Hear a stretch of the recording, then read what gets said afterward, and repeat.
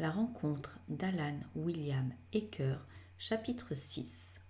Pendant 3 jours après son retour de chasse, Dame Blaireau resta dans sa tanière, passant le temps à allaiter ses petits, à faire leur toilette et à manger les restes du chien de prairie, le gibier qu'elle avait rapporté.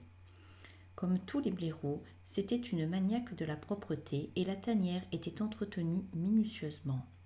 Os, plumes, poils de fourrure, elle enfouissait toute espèce de déchets profondément sous le sol du tunnel de secours. Comme les chats, elle consommait les déjections, peu abondantes et peu fréquentes, il est vrai, de ses bébés, qu'elle léchait ensuite soigneusement.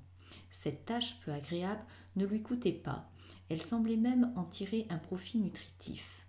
D'ailleurs, si son instinct ne l'avait pas porté à s'en acquitter régulièrement, la fermentation et la puanteur des excréments accumulés auraient rapidement rendu irrespirable l'air confiné de la tanière. Elle-même, pour faire ses besoins, sortait toujours à bonne distance, et même là, elle prenait toujours soin de creuser un trou pour les enterrer puis les recouvrir.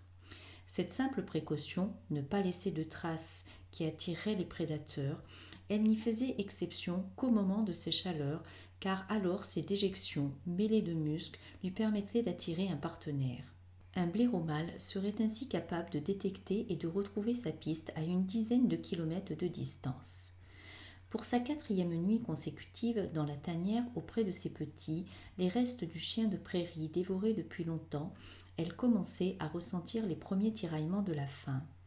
Elle pourlécha ses 3 bébés aveugles avec soin, et comme ils se bousculaient, se disputant la meilleure position pour téter encore, elle les repoussa du bout de son museau et quitta la tanière en soupirant.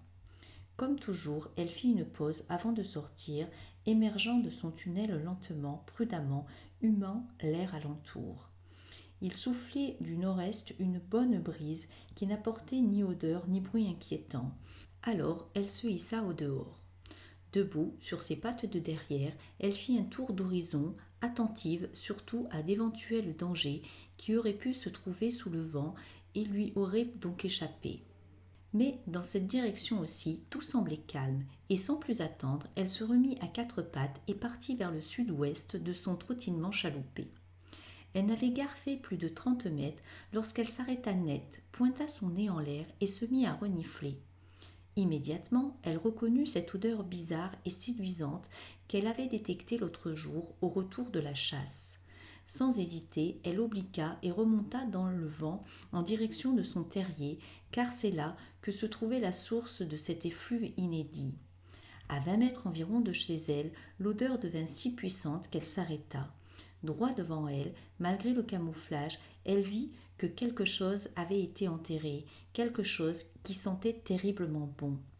Pourtant, sa prudence naturelle la rendait soupçonneuse et elle se mit à en faire le tour, ignorant la grosse dalle rocheuse gainée de mousse qui se trouvait tout près, toute son attention concentrée sur l'endroit du sol d'où émanait l'odeur nouvelle.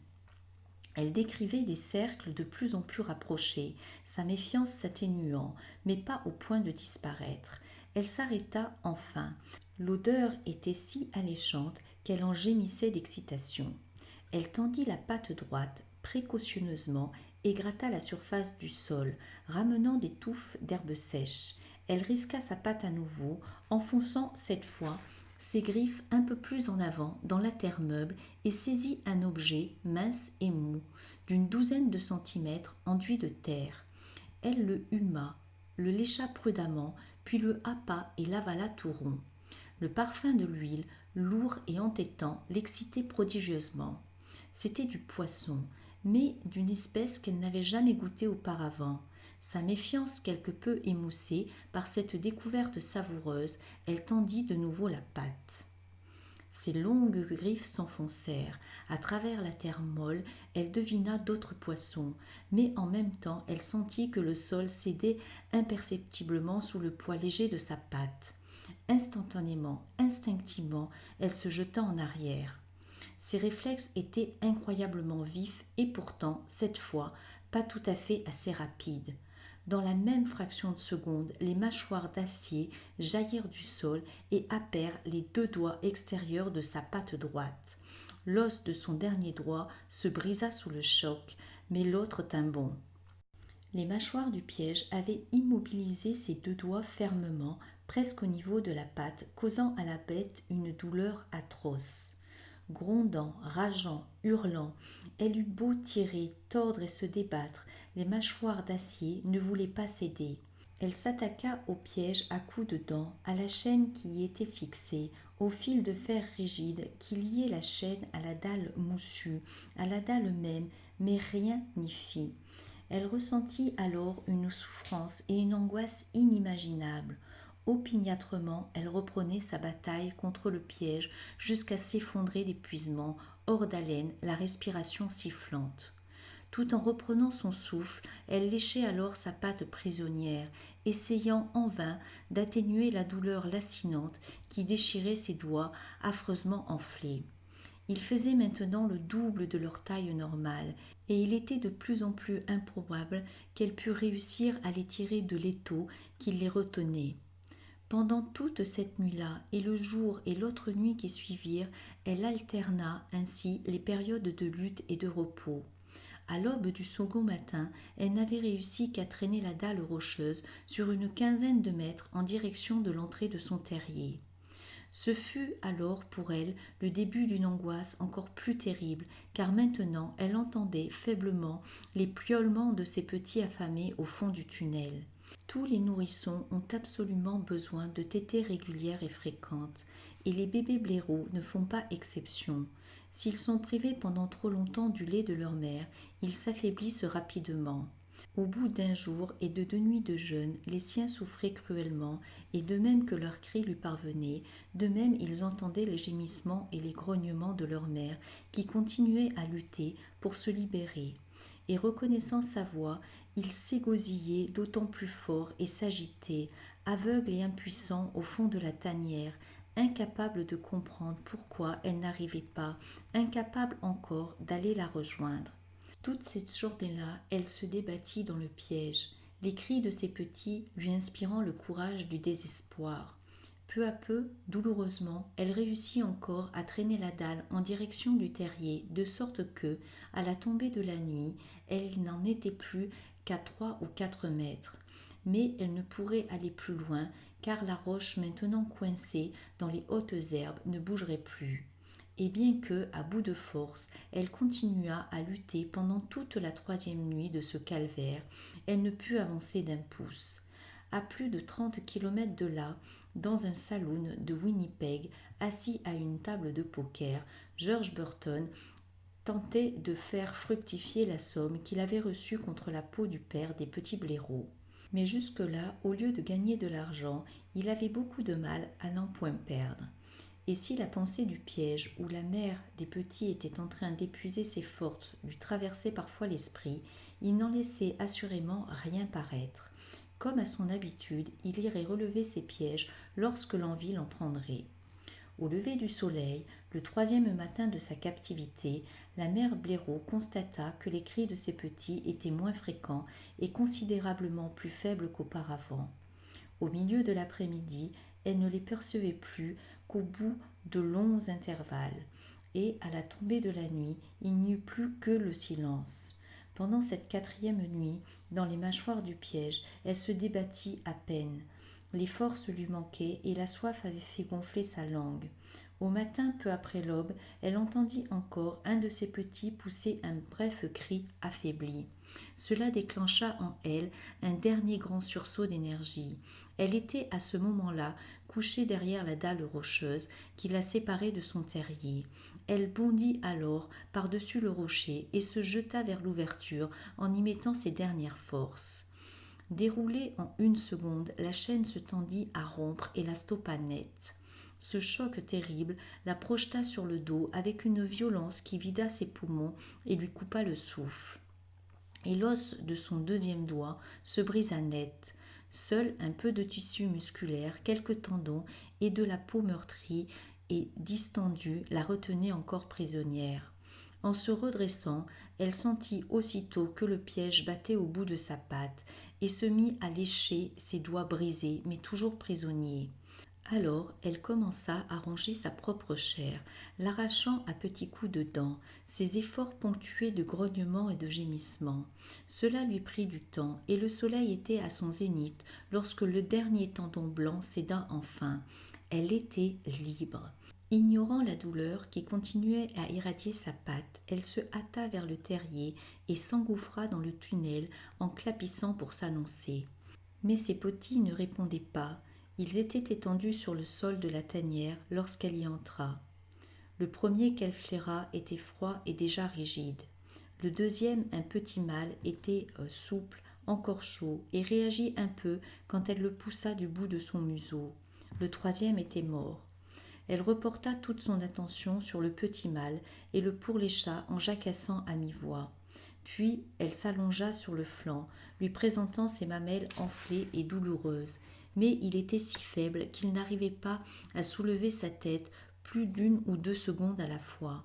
Gémissant encore, elle s'arrangea pour lui presser un téton sur le museau.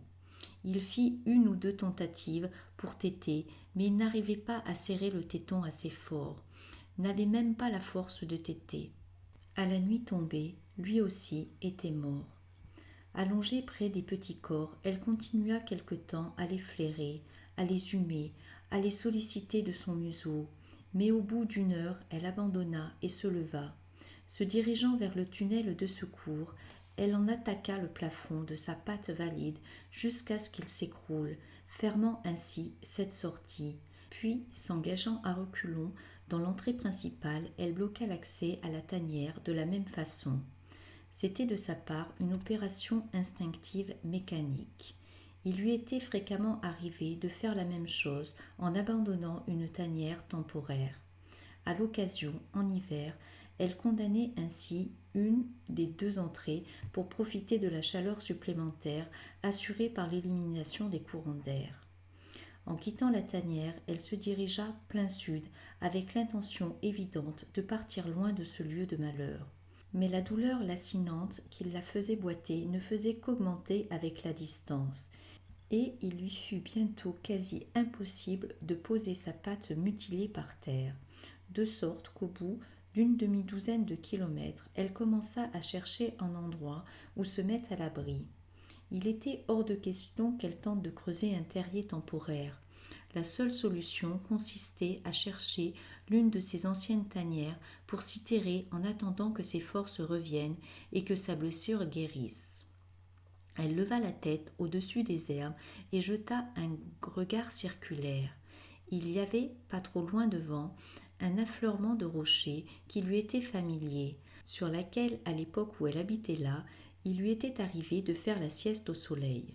Le tunnel descendait obliquement sur plus de 2 mètres avant de revenir à l'horizontale sur environ 3 mètres pour mener à la tanière proprement dite, laquelle était beaucoup plus vaste que celle où venait de mourir sa dernière portée. Ses dimensions étaient d'ailleurs dues au hasard. Délibérément ou non, elle avait creusé directement vers le tas de rochers qui s'était retrouvé dans une poche d'air naturelle, sans doute le résultat d'un affaissement qui avait dressé 2 blocs l'un contre l'autre, quelques siècles plus tôt. La cavité ainsi ménagée au-dessous avait la forme d'un cône, dont le diamètre à la base faisait 2 mètres et demi et la hauteur environ 2 mètres. Le clair de lune s'y infiltrait à travers plusieurs interstices dans les rochers disjoints du plafond, mais aucun trou important ne compromettait la sécurité du refuge. À moins de 2 pieds du seuil d'accès, le tunnel de secours partait à l'horizontale. Elle le suivit sur toute sa longueur, environ 6 mètres, avant qu'il ne remonte à la surface abruptement. Elle risqua sa tête dans l'ouverture. La lune venait de se cacher derrière un banc de nuages bas et lourds. Une odeur d'orage flottait dans l'air, et les hautes herbes semblaient frissonner et chuchoter entre elles, vaguement agitées. Comme celles de l'entrée principale, elles avaient poussé jusqu'au bord de l'orifice, offrant ainsi un camouflage parfait. Plutôt que de risquer de les écraser en faisant demi-tour, elle repartit à reculons dans le tunnel vers la vaste chambre centrale. Assurée de se trouver en sécurité pour l'instant, elle s'allongea et se mit à se lécher sa patte mutilée. C'était une gymnastique éprouvante, car la blessure se trouvait sur le bord externe. Elle devait tordre le cou vers le bas et la patte vers le haut pour atteindre les doigts coupés. Les crampes devinrent rapidement insupportables et elle cessa bientôt ses efforts. Elle avait étanché sa soif en chemin dans un trou d'eau, mais la faim la tenaillait. Pourtant, elle ressentait un besoin plus pressant encore, celui de dormir, de récupérer, après ces 2 journées et ces 3 nuits à épuiser ses forces contre le piège d'acier. Elle se leva donc sur le flanc, le nez enfoui sous la queue, les longs poils de sa fourrure rebroussée lui donnaient, dans cette position, l'air d'un gros pouf velu. Elle s'endormit profondément et sa respiration un peu sifflante se fit calme et régulière.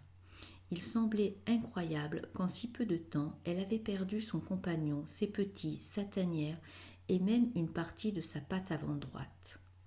Elle souffrait toujours énormément et, de plus, ses glandes mammaires, gorgées de lait maintenant inutile, étaient très douloureuses.